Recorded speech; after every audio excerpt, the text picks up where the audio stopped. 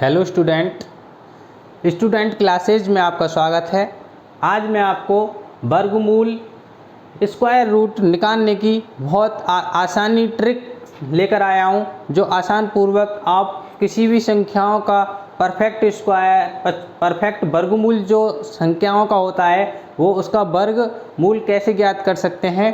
तो इस आप किसी भी बड़ी से बड़ी संख्या आपकी परफेक्ट स्क्वायर रूट में है तो आप उसका स्क्वायर रूट कैसे निकाल सकते हैं। तो देखिए, रूट में अगर आपका कितना भी बड़ा नंबर क्यों ना हो, आप स्क्वायर रूट उसका खट से आसानी पूर्वक ट्रिक के जरिए आप यूँ ही निकाल सकते हैं। तो देखिए, मैंने कुछ जो परफेक्ट स्क्वायर हैं मैंने तो इस प्रकार से लिख रखे हैं।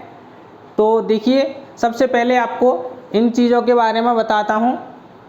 देखिए, आपको एक 2 और एक आपको 3 और आपको 8 और आपको 7, ये चारों संख्याएं आपके किसी भी वर्गमूल में देखने को नहीं मिलेंगी। देखिए, मैंने कुछ संख्याएं लिखी हैं, क्या इनमें आपको 2, 3, 8, 7 देखने को मिल रहा है? बिल्कुल भी नहीं देखने को मिल रहा है। आपको किसी भी संख्या में ये 4 नंबर इकाई अंक में देखने को नहीं मिलेंगे, क्योंकि जहाँ पर 2, 3, 8, 7 आ गया, समझ लीजिए वो आपका परफेक्ट वर्गमूल नहीं है। तो देखिए, इनका मैटर क्या है। इनका मैटर ये है कि मैंने 1 से 15 तक के वर्गमूल कुछ वर्ग लिख रखे हैं, स्क्वायर निकाल कर पहले से ही रख रखे हैं। कम से कम आपको बता दे रहा हूँ कि 1 से 20 तक के वर्ग कम से कम याद होने चाहिए, जिससे कि आप इस विधि के लिए कुछ 1 से 20 तक के वर्ग ज़्यादातर आपको बहुत काफ़ी हैं। अगर आपने ये याद कर लिए 1 से 20 तक, मैंने 15 तक लिए हैं, तो आप आसानी पूर्वक ट्रिक के जरिए आप बहुत आसानी पूर्वक ज्ञात कर सकते हैं। तो देखिए, सबसे पहले देखिए, आपको इकाई अंक में 1 कहाँ पर देखने को मिलता है। तो देखिए, एक तो 1 का वर्ग है, 1 का वर्ग करेंगे तो कितना मिलेगा? 1 मिलेगा। और 9 का वर्ग करेंगे तो क्या मिलेगा? 81 मिलेगा। 81 में इकाई अंक क्या है? 1 है। तो आपको इकाई अंक आपको कहाँ पर देखने को मिलेगा?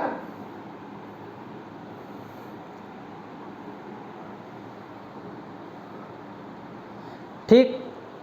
अब देखिए, आपको इकाई अंक 4 कहाँ पर देखना पड़े, कहाँ पर आपको देखने का मिलेगा। लिए आपको देखो किस संख्या का वर्ग करेंगे जो 4 देखने को मिलेगा इकाई अंक में। देखिए, 2 दूनी 4 होता है, और 8 का वर्ग करेंगे तो 64 होता है। तो आपको एक तो 8 के वर्ग में 4 इकाई देखने को मिलेगा, और एक 2 के वर्ग में 4 अंक इकाई देखने को मिलेगा।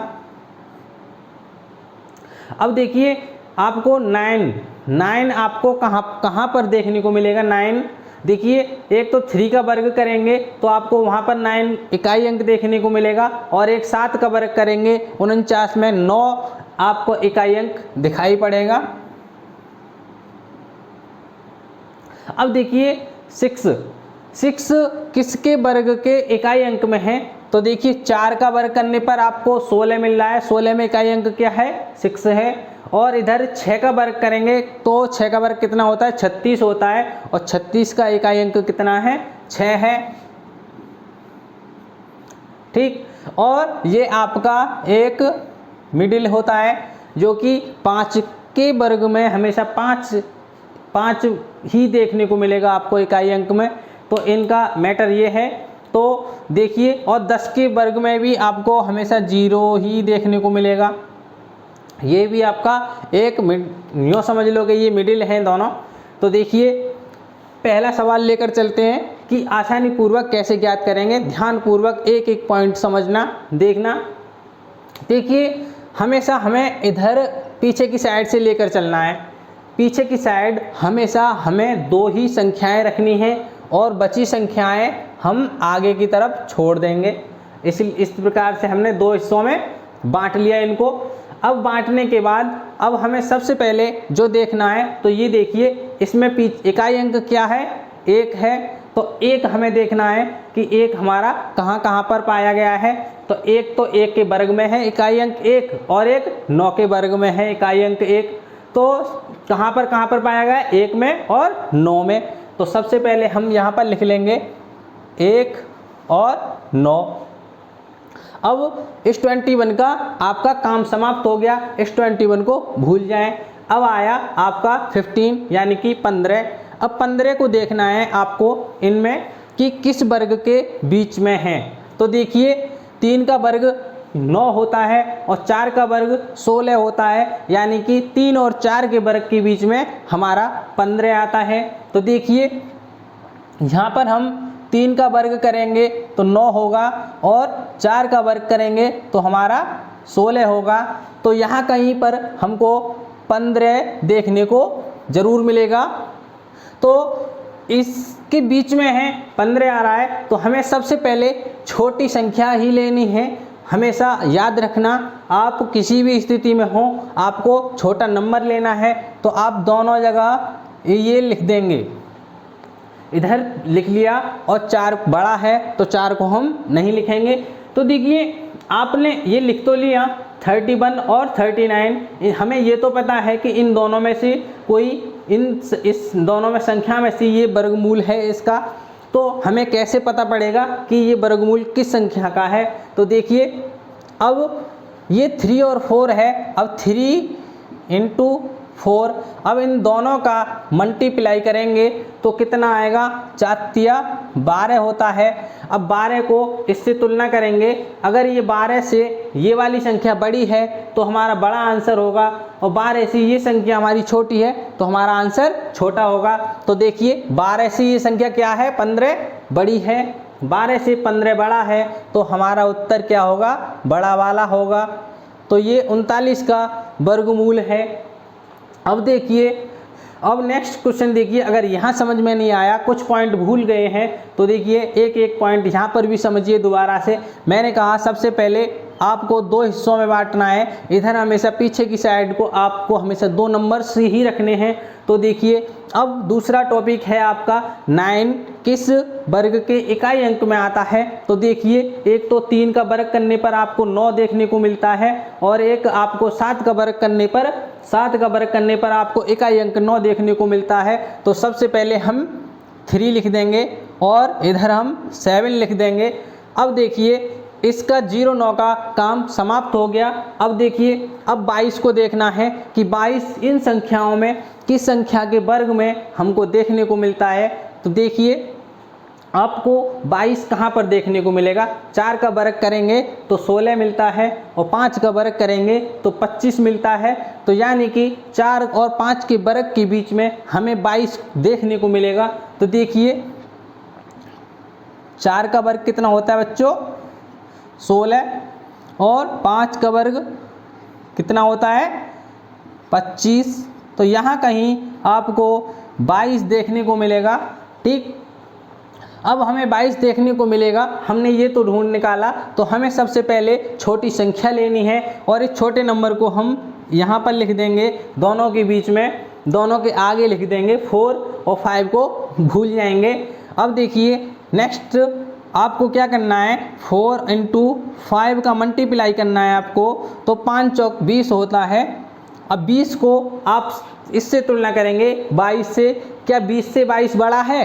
अगर इससे ये वाली संख्या बड़ी होगी तो बड़ा वाला आंसर होगा, अगर इससे ये वाली संख्या छोटी होगी तो आपका छोटा वाला आंसर होगा। 20 से ये 22 नंबर बड़ा है तो आपका बड़ा वाला आंसर होगा। तो आपका सही उत्तर हुआ 47। इसका वर्गमूल 47 का वर्गमूल है ये। अब देखिए क्वेश्चन नंबर तीसरा है आपका। क्वेश्चन नंबर 3 में इसी प्रकार से हमने 2 हिस्सों में इनको बांट लिया, 2 पार्ट में। अब देखेंगे इसमें दिखा रहा है कि इकाई अंक 6 है। तो इकाई अंक 6 हमको कहाँ कहाँ देखने को मिलता है? देखिए 4 का वर्ग है, 4 का वर्ग करेंगे तो हमें 16 में 6 इकाई अंक देखने को मिलता है। 6 का वर्ग करेंगे तो 36 में हमें इकाई अंक 6 देखने को मिलता है। तो हम सबसे पहले इन दोनों नंबर्स को लिखेंगे। देखिए एक तो हमने लिख लिया 4 और एक हमने लिख लिया 6। तो देखिए अब इस 16 का काम ख़त्म हो गया। अब हमारे पास 29 बचा। अब 29 को हम कैसे करेंगे, अब 29 को देखना है हमें फिर से दोबारा इसी प्रकार से कि हमें किन संख्याओं के वर्ग में 29 देखने को मिलेगा। तो देखिए 5 का वर्ग करेंगे तो 25 मिलेगा और 6 का वर्ग करेंगे तो 36 मिलेगा, यानी कि 5 और 6 के वर्ग के बीच में हमको 29 देखने को मिलेगा। तो इन दोनों का हम देखिए इधर लिखेंगे 5 का वर्ग बराबर होता है 25 होता है, ठीक। और इधर आपका 6 का वर्ग बराबर होता है 36। तो यानी कि आपको यहाँ कहीं पर आपको 29 देखने को मिलेगा। अगर आपको इन दोनों संख्याओं के वर्ग के बीच में 29 देखने को मिल रहा है तो हमें सबसे पहले छोटी संख्या को इधर लिख लेना है, जैसे कि 5 लिख लिया, इधर 5 लिख लिया। अब कैसे पता करेंगे कि इन दोनों में से हमारा सही उत्तर कौन सा होगा, तो देखिए इन दोनों का मल्टीप्लाई कर देंगे। 5 गुणा 6 बराबर आपका कितना होता है, 30 होता है। अब 30 से इसकी तुलना करेंगे। अब देखिए 30 से ये 29 आपका छोटा नंबर है, क्या है, 30 से ये 29 आपका कैसा नंबर है, छोटा है। तो आपको छोटा वाला आंसर लेना है। तो देखिए आपका ये छोटा वाला आंसर है। इनमें हमें बड़ा नंबर था, इस बीच से ये बड़ा था तो बड़ा आंसर लिया। इस बार ऐसे ये बड़ा था 15 तो हमने बड़ा वाला आंसर लिया। इस 30 से ये 29 छोटा है तो हमने छोटा वाला आंसर लिया है। तो देखिए इसी प्रकार से इन संख्याओं के भी आसानी पूर्वक आप वर्गमूल ज्ञात कर सकते हैं। तो देखिए अब ये 5 नंबर्स के हैं। तो देखिए हमें ये ना घबराएं आपकी ये इतनी बड़ी संख्या है, हम कैसे वर्गमूल ज्ञात करेंगे। तो देखिए आसानी पूर्वक फटाफट से ज्ञात कर सकते हो। तो इनको हमें 2 पार्ट में तोड़ना है। इधर हमेशा आपको याद रखना है कि 2 संख्याएं ही लेनी हैं और इधर आपको 3 नंबर्स ही लेने हैं। दोस्तों आप एक बार ये ट्रिक एक बिल्कुल कंसेप्ट टू कंसेप्ट आप देखेंगे तो ये ट्रिक के माध्यम से आप कितनी भी बड़ी संख्याओं का वर्गमूल ज्ञात कर सकते हैं। तो देखिए अब 4 में 44 है हमारा, 44 में 4 इकाई अंक है। अब हमें देखना है कि 4 इकाई अंक हमें कहाँ कहाँ देखने को मिलता है। तो देखिए हमें 4 अंक 1 2 का वर्ग करेंगे तो हमें 4 इकाई अंक देखने को मिलेगा और 8 का वर्ग करेंगे तो हमें 4 अंक 64 में 4 अंक इकाई अंक देखने को मिलेगा। तो हमें यहाँ पर सबसे पहले लिखना है 2 लिख लेंगे और 8 लिख लेंगे। अब देखिए इसका 44 का काम हमारा ख़त्म हो गया। अब 125 देखना है कि 125 हमारा किन संख्याओं के वर्ग के बीच में आता है। तो देखिए अब हमें यहाँ पर आना है, नीचे आ जाओ। नीचे आकर देखिए अब अगर आप 11 का वर्ग करेंगे तो आपका 121 होता है और 12 का वर्ग करेंगे तो आपका 144 होता है। यानी कि हमें मिलता है 11 और 12 के वर्ग के बीच में हमें कहीं 125 देखने को मिलेगा। तो देखिए 11 का वर्ग आपका 121 होता है और देखिए 12 का वर्ग आपका 144 होता है। आपको लगता है कि इन दोनों के बीच में आपको कहीं ना कहीं 125 जरूर देखने को मिलेगा, क्योंकि ये 121 है और ये 144 है। तो यानी कि 125 हमारा यहीं कहीं ऊपर इन दोनों संख्याओं के बीच में होगा। तो हमने बताया था कि सबसे पहले हमें छोटी संख्या को इन दोनों के बीच में, इन दोनों के आगे लिख लेना है। तो छोटी संख्या हमारी कौन सी है, 11 है। तो 11 हम इस तरीके से लिख देंगे। अब हमें कैसा पता पड़ेगा दोस्तों कि हमारा सही उत्तर कौन सा है। तो देखिए इन दोनों की मल्टीप्लाई करिए, 12 गुणा 11। तो 12 गुणा 11 करेंगे तो आपका जो भी होगा वो इसका मल्टीपल जो भी होगा आपका ये हो जाएगा 132 हो जाएगा। आपका 132 जो मल्टीप्लाई है, अब इसकी तुलना कीजिए। देखिए 132 से अगर ये 125 बड़ा है तो बड़ा वाला आंसर लेंगे। अगर इस 132 से ये 125 छोटा है तो हम छोटा वाला आंसर लेंगे। तो देखिए 132 से 125 क्या है, बड़ा है। तो हमें बड़ा वाला उत्तर लेना है। तो यही हमारा आंसर होगा।